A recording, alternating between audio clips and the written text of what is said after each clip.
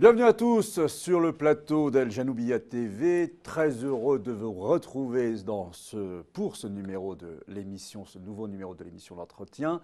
J'ai le plaisir d'accueillir pour la seconde fois Monsieur Ahmed Abdallah, Monsieur Mahmoud Ahmed Abdallah. Vous êtes venu cette fois-ci à Paris sur le plateau parce que vous êtes venu en visite en France. La dernière fois, vous nous aviez annoncé votre candidature à la présidence des Comores. Alors, ma première question, pourquoi cette visite en France? D'abord, je tiens à vous remercier de m'avoir reçu encore une fois chez vous. C'est un immense plaisir d'être dans vos studios et de pouvoir parler de mon pays. Effectivement, je suis venu en France parce que j'y ai de la famille. Et en plus, c'est pour rencontrer mes frères de la diaspora. Vous savez, il y a une très forte diaspora comorienne ici en France, basée surtout à Marseille, Oui. à Paris, à Lyon, un peu partout. Comme je vous l'ai annoncé la dernière fois, je me présenterai candidat aux élections de l'Union de Comores en 2021. Je suis en train d'élaborer un projet politique.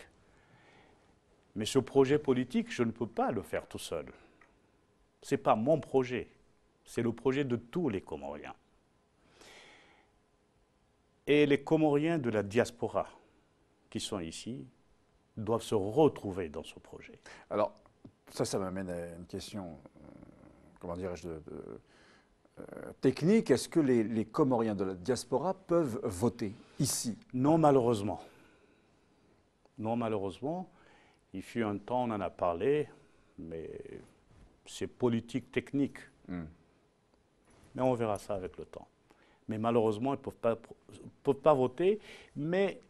Et c'est une question qu'on se pose, ils ne peuvent pas voter alors qu'ils participent pleinement à l'économie du pays, évidemment, au développement du pays. Donc, des gens qui participent et ne peuvent pas donner. C'est toujours le même problème. On veut bien de leur argent. Exactement. Et quand il s'agit de faire un choix, là, à ce moment-là, vous attendez, vous n'êtes pas encore comorien. Vous n'êtes pas tout à fait. Vous êtes français. Voilà. Donc, c'est une question qui se pose, mais techniquement, on verra ça, comment ça sera possible. Alors, qu'est-ce qui s'est passé depuis que vous avez déclaré à notre antenne que vous étiez candidat à la présidence? Bon, il s'est passé plusieurs choses. D'abord, comment ça a été reçu? Positivement. Et je vous en remercie. J'en remercie en premier lieu Allah. Et je vous en remercie aussi. Ça a été reçu positivement parce que les tractations que j'ai avec mes amis politiques font que l'adhésion se fait massivement. L'adhésion se fait massivement. Et puis, j'ai eu rencontré plusieurs leaders de partis politiques à discuter des problèmes quotidiens que nous vivons dans le pays, comment nous prévoyons l'avenir de notre pays. Et les tractations ont très évolué et je dirais positivement. Positivement, je parlerai de quelques partis. Il y a l'UNDC qui est toujours là. Il y a le parti Mouroua. Il y a d'autres partis, notamment le CRAN. Il y a un autre parti, le FD. Donc tous ces partis sont ou sont en train de devenir des alliés? Je l'espère. Je l'espère. Parce que c'est quoi ce que nous voulons? C'est un grand rassemblement pour justement penser, réfléchir pour le devenir de notre pays. Est-ce qu'il y a, au jour d'aujourd'hui, bon, les élections sont en 2021. Est-ce que vous présentez maintenant, et commencez un petit peu votre campagne maintenant, puisque vous êtes venu rencontrer la diaspora comorienne, n'y a-t-il pas un peu de précipitation, puisque les élections sont dans 3 ans? Oui. Comment vous justifiez ça? Non, c'est très important parce que moi, je fais de la politique différemment. On ne peut pas, et c'est du mépris qu'on a vis-à-vis des Comoriens, attendre le jour J pour dire aux Comoriens, voilà, je suis candidat. Je pense que même je suis en retard. Il faut aller rencontrer les Comoriens dans les villages, connaître leurs problèmes au quotidien, vivre avec eux, penser comme eux et réfléchir comment on pourrait sortir notre pays du gouffre dans lequel il se trouve actuellement. Ça ne peut pas se faire en une journée, en une soirée électorale. Ce n'est pas possible. Vous savez, nous avons 52 communes dans le pays. Nous sommes un pays insulaire. 52 communes. 700 bureaux de vote. Ce n'est pas en une journée, en une soirée, qu'on peut connaître les problèmes des Comoriens et se dire, voilà, j'arrive, je vais changer tout cela. On ne peut pas changer quelque chose qu'on ne connaît pas. Mais vous les connaissez, ces choses. Vous ne venez pas de naître. Votre père, déjà, a été le héros de l'indépendance des Comores.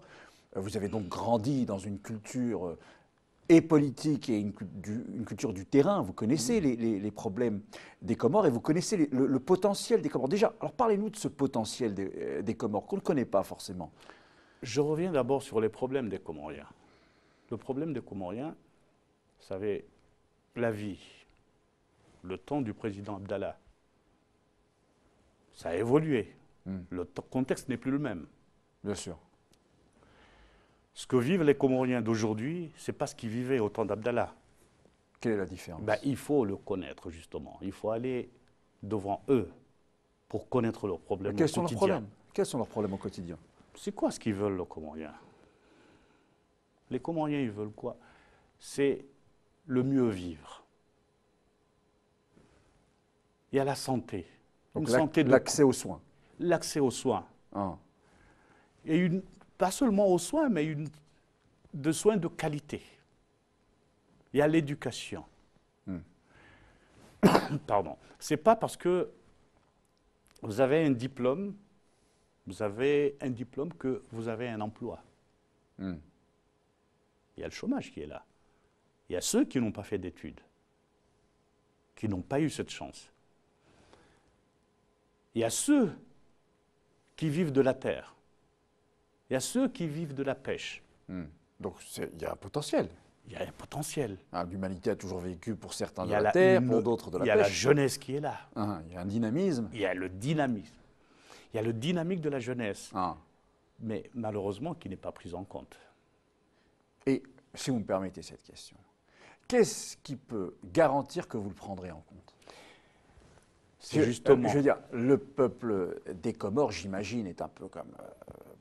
il n'est pas unique, enfin, il est unique, il est glorieux, il est magnifique. Mais je veux dire, sur la question de faire confiance à des politiciens qui ensuite vous déçoivent, c'est monnaie courante. Et vous le savez. Tout à fait. Tout à fait. Et le problème, justement, c'est pour cela que je commence dès maintenant. Je veux que les Comoriens me connaissent. Je veux connaître les Comoriens. Que nous parvenions à une confiance mutuelle. Ce n'est pas en attendant le jour J que les Comoriens vont se dire « Ah, le fils Abdallah, il est là, il est quoi, il veut quoi ?» Non, il veut être élu président. « Ah, très bien. Et combien il a ramené de billets ?» Non, c'est du mépris. Je ne méprise pas le Comorien. Alors comment? Je ne suis pas là pour racheter le Comorien. Mais comment l'aider alors? Quelles sont les marges de manœuvre que vous pourrez mettre en marche, le potentiel justement que les îles des Comores ont pour pouvoir faire en sorte qu'il y ait un meilleur accès à de meilleurs soins, à une bonne éducation, avec quel argent, avec quelle richesse? Les Comores ne sont pas un pays pauvre. Nous avons de la potentialité, nous avons la terre, nous avons le sous-sol qui est riche, nous avons la mer, nous avons, comme vous le disiez tout à l'heure, une jeunesse dynamique qui est l'avenir de ce pays. Et il faut en prendre compte. Nous avons la diaspora qui est là. Mais on n'en tient pas compte maintenant. On n'en tient compte que quand on en a besoin. Et justement, je vous parlais d'un programme. Ce projet de société, j'ai mes idées, j'ai mon programme à moi. Mais le programme que je vais montrer aux Comoriens, je voudrais que tout le monde, tout Comorien s'y retrouve. Et comment ce Comorien pourrait s'y retrouver? Parce que je les ai approchés, j'ai discuté avec eux. Celui qui a 20 ans, celui qui en a 60. Absolument. Le Comorien aux Comores et le Comorien de l'extérieur. Il faut que tout le monde soit impliqué à ce moment-là. Ça sera le programme de tous les Comoriens et un programme réaliste. Alors justement, parlons de réalisme. Est-ce que vous pourrez compter sur des investisseurs étrangers pour aider? Souvent, un pays peut aussi se développer par des fonds qui viennent de l'extérieur. Absolument. Vous savez, il faudra d'abord compter sur nous-mêmes. Et je pense que, parce qu'aujourd'hui, malheureusement, il se trouve qu'on importe presque tout. C'est malheureux.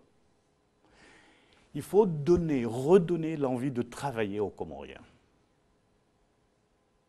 Il faut que le Comorien accepte de travailler sa terre, au lieu d'importer tout ce que la terre peut nous apporter.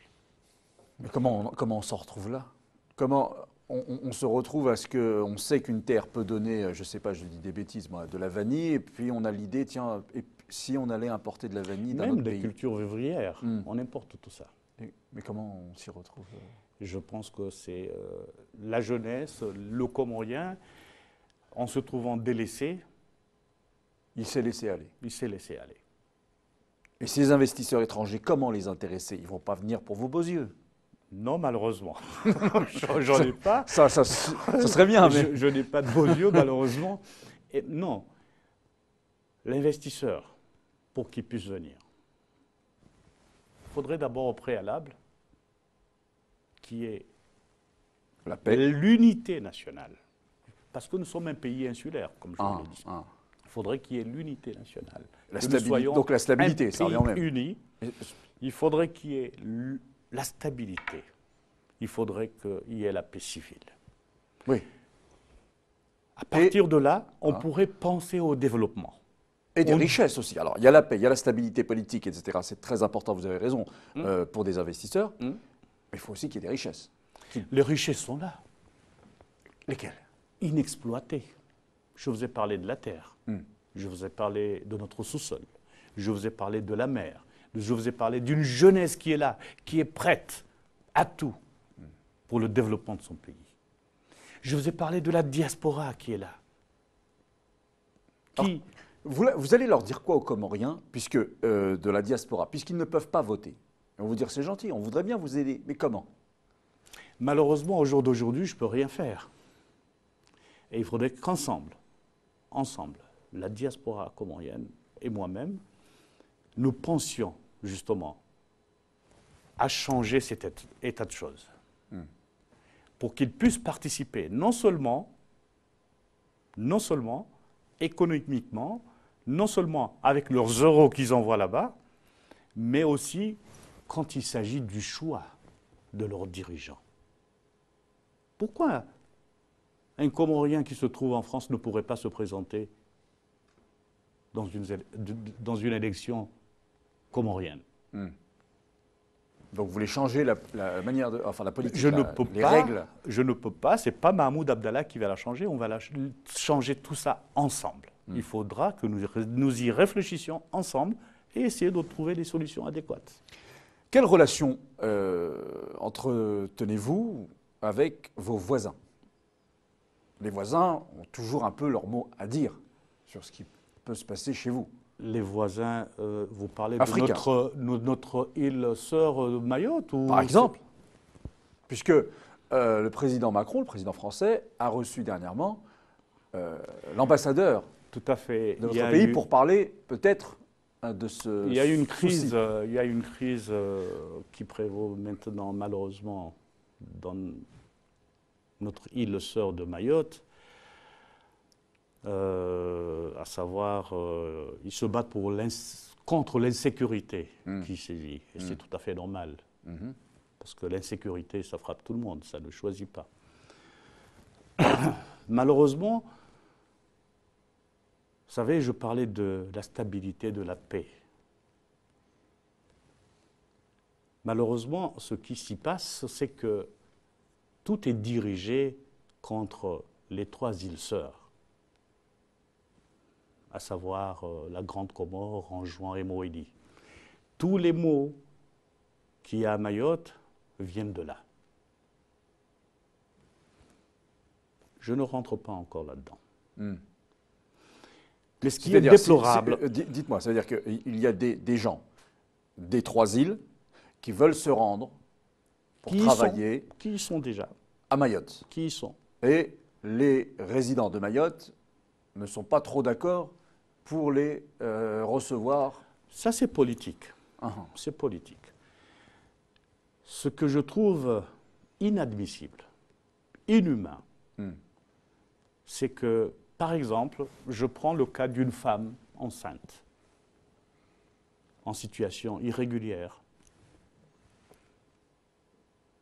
dans l'île sœur de Mayotte. Vous mettez de grosses guillemets à irrégulière. Irrégulière. Et qu'on demande à être expulsée.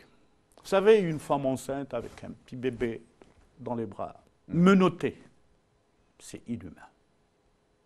C'est inhumain. C'est inacceptable. Alors, comment, dans votre... Moi, ce que je demande, c'est que le Comorien soit respecté partout où il se trouve dans le monde. Et c'est ça ce que je demande à nos autorités actuelles, de faire en sorte que le Comorien, quel que soit le statut qu'il ait, partout dans le monde, mais qu'il soit d'abord respecté. Et ça nous manque. Même dans nos îles, je parle notamment de notre île de Mayotte. Les rapports avec le monde arabe, vous en avez? Oui, de très bonnes relations. Nous faisons partie de la Ligue arabe. Nous sommes en très bonne terre. Et avec vos autres voisins africains? Pareil, en très bons termes. Nous faisons partie de l'Union africaine et nous nous entendons très bien avec... vous savez, nos voisins directs, c'est la COI, il y a Madagascar, il y a l'île Maurice, il y a les Seychelles, il y a... Nous nous entendons très bien.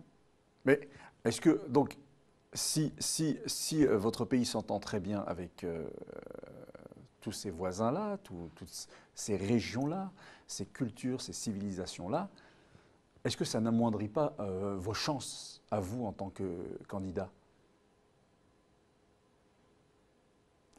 Au contraire. Au contraire. Comment cela, au contraire? Au contraire. Ouais. Si on est en très bons termes, mais au contraire, il faut l'union. Quand je parle de l'union, de la force, de l'unité, mais il faudrait que nous soyons tous unis en Afrique, pour la force de l'Afrique. C'est l'unité de l'Afrique. Vous y croyez-vous? À l'unité de l'Afrique? J'y crois fermement. Malheureusement, peut-être que je ne la verrai pas, moi. Qu'est-ce qui l'empêche, à votre avis, au jour d'aujourd'hui? Vous savez, on a été colonisé trop longtemps. Et il y a des colonisateurs qui ne veulent pas partir. Ils sont partis. Non, ils sont toujours là. Vous le savez aussi bien que moi qu'on est indépendant, mais on dépend toujours de nos anciens colonisateurs. Vous le savez très bien. Mais il y a tout de même une marge de manœuvre, parce qu'on dépend toujours de quelqu'un. Les relations internationales, même du temps de... Je vais très loin, mais même du temps de la Grèce antique, même du temps où, en Afrique, les peuples africains, les royaumes africains entre eux, il y a toujours des relations de dominant à dominé, il y a toujours le fort du moment, le faible du moment, et on gère, on voit comment on se développe dans tout ça. Il y a aussi peut-être une responsabilité des Africains eux-mêmes. Absolument. On ne peut pas tout remettre sur le... Non. Il y a une complicité. Il y a une complicité. Ouais. Et malheureusement, c'est ce qui a fait, ce qui amène que nous soyons là où nous sommes aujourd'hui. Parce que sans cette complicité, rien ne pourrait se faire, bien Donc, entendu. Vous nous dites aujourd'hui que vous présentez, vous maintenez donc votre candidature Absolument. pour 2021, dans 3 ans, fait. pour que les Comoriens puissent prendre le temps de bien vous connaître, de savoir qui vous êtes et quel projet... Et que je puisse connaître leurs besoins. Aussi. C'est surtout ça. Ouais. C'est surtout ça. Qu'on puisse avoir une confiance mutuelle entre le peuple, la population et moi-même. Parce que justement, la confiance, elle n'existe plus. D'accord. Alors, il y a quelque chose de particulier, on pourra finir là-dessus si vous voulez bien, aux Comores, c'est qu'il y a une tournante, et donc le président actuel, n'est-ce pas, officiellement, ne peut plus se représenter. Est-ce que ça vous avantage en tant que candidat? Vous savez, oui, ça m'avantage. Moi, vous savez, je l'ai dit la dernière fois, j'ai toujours été contre la tournante. Ça veut dire que vous auriez été pour que... Un État unitaire. Voilà, et que des candidats se présentent et puis les Comoriens votent. Absolument. Parce que c'est une forme de séparatisme. Et je suis contre le séparatisme. D'accord. Mais il s'avère qu'au jour d'aujourd'hui, la tournante, après les événements qu'il y a eu, qui nous ont amenés au séparatisme de l'île d'Anjouan, la tournante nous a réunis. D'accord. Voilà, on est d'accord. Au moins, il y a ça. Ouais. Il y a l'unité, il y a la paix sociale, il y a la stabilité. Le fond de la tournante, il y a beaucoup de choses à changer. D'accord. Il y a beaucoup de choses à changer. Vous vous rendez compte, un président arrive au pouvoir, il se dit « Je suis le président de la Grande Comore ». Un autre président arrive, je suis le président de l'île d'Anjouan. C'est un risque, ça. Un autre président arrive, je suis le président de l'île de Moïse. Bah là, il y a 3 pays, là. Ah. Mais où est le président des Comoriens? Où est-ce qu'il est, le président des Comoriens? Je veux être ce président-là. Le président de tous les Comoriens. Que tout Comorien se retrouve en moi et en ce pouvoir qu'on va conquérir ensemble. C'est pour cela que je demande à tous les Comoriens de se rassembler autour de ma candidature pour qu'enfin nous ayons un président de tous les Comoriens en 2021. Monsieur Mahmoud Ahmed Abdallah, merci en tout cas d'être venu. Je vous en remercie. Merci beaucoup. Eh bien voilà, on continue à suivre un petit peu tout ce qui se passe chez nous, dans notre monde, en Méditerranée, en Afrique. Je vous dis à bientôt pour un nouveau entretien sur Al Janoubia TV. Au revoir.